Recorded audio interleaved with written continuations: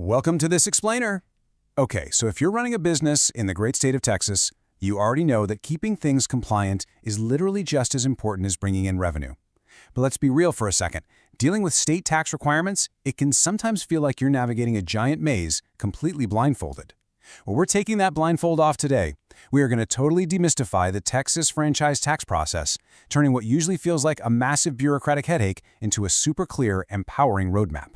So let's dive right in and get your business set up for success. We've got a quick 4-part agenda today to get you from confused to fully compliant. 1. The franchise tax basics. 2. Preparation and documentation. 3. Executing your tax filing. And 4. Deadlines, mistakes, and stakes. Let's get to it. Starting things off with Section 1, the franchise tax basics. So, what actually makes the Texas franchise tax so unique? Well, it's administered by the Texas Comptroller of Public Accounts, but here is the absolute game changer. It's applied to your business's taxable margin rather than your traditional income. Yep, it is a margin tax, guys, not your standard income tax like you'd file with the IRS. Grasping that one key difference really changes how you look at the whole shebang. Right off the bat, you've got to figure out if you even need to worry about this. A lot of active Texas entities do have to file. We're talking single and multi-member LLCs, corporations, limited partnerships, and professional associations. But if you're operating as a sole proprietorship, you are generally exempt. So, sole proprietors out there, you can actually breathe a little sigh of relief. Now, listen closely to this part, because it's a massive misconception that trips up countless business owners every single year. Even if your business doesn't owe a dime in franchise tax, seriously, not 1 cent, you might still need to file the required reports. Please do not tune out just because your revenue hasn't hit the taxable threshold yet. Actually filing the report and actually owing money, those are two completely different things. Moving right along to Section 2, Preparation and Documentation. Look, with state taxes, getting your act together early is literally half the battle. Step 1 is just figuring out if you must file based on your structure and activity in Texas. Step 2 is gathering up all your business info. Step 3, you determine your specific report type. And Step 4 is actually accessing the Texas filing system. A quick heads up here, to log in, you are 100% going to need your Texas taxpayer number and your web file number. Tracking those down is basically mission critical. Before you even think about sitting down at your keyboard to file, make sure you've got your ultimate prep checklist ready to roll.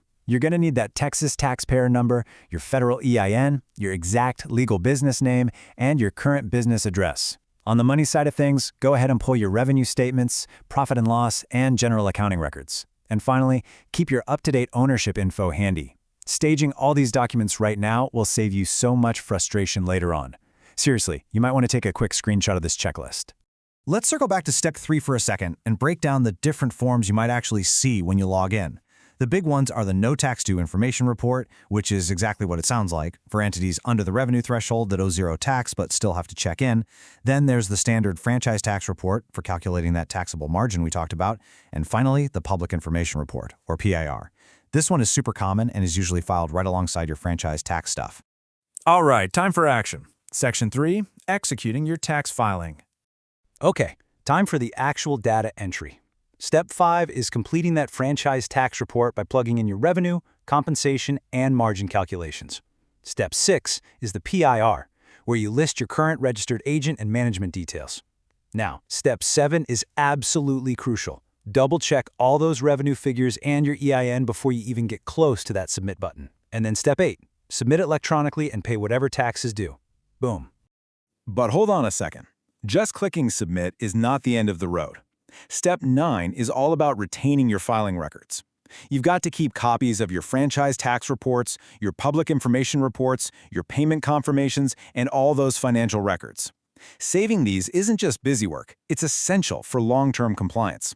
Because if the state ever comes knocking with questions a few years down the line, this paper trail is your absolute best defense. Now, you might be wondering, okay, what is this going to cost me? Well, let me put your mind at ease regarding the administrative side. For the electronic filing itself, there's typically no separate fee just to submit the paperwork. The actual franchise tax you might owe, that entirely depends on your revenue and status. And that public information report we mentioned, it's usually bundled right in with your franchise tax reporting, so it doesn't generally hit you with an extra administrative fee either. Almost at the finish line. Section 4, Deadlines, Mistakes, and Stakes. we really need to talk about the risks of letting this slide. May 15th, you want to boldly circle this date in red ink on your calendar. Texas franchise tax filings are generally an annual thing, and for the vast majority of entities out there, May 15th is literally the most critical deadline of the year. Miss this one, and the dominoes start falling fast in the wrong direction. Which naturally brings us to that big, totally dreadful what-if question that keeps so many business owners tossing and turning at night. What actually happens if you make a mistake on these forms? Or, even worse, what if you just completely forget to file at all? Well, simple administrative errors can carry incredibly severe consequences. Punching in the wrong revenue, totally forgetting to PIR, using outdated ownership info, or blowing past that May 15th deadline can trigger an absolute cascade of headaches. We are talking financial penalties, compounding interest, restrictions on how you operate, and the ultimate nightmare scenario, losing your good standing and potentially forfeiting your entity rights altogether. Honestly, a simple typo could quite literally freeze your business operations right there in Texas. No joke.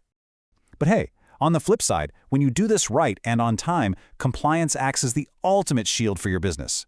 It keeps you in good standing with the state, dodges all those nasty penalties, and keeps your records squeaky clean. Most importantly, it helps maintain your personal liability protection and fully supports any future banking moves you want to make. Trust me, banks always want to see that a business is in good standing before they hand over a loan.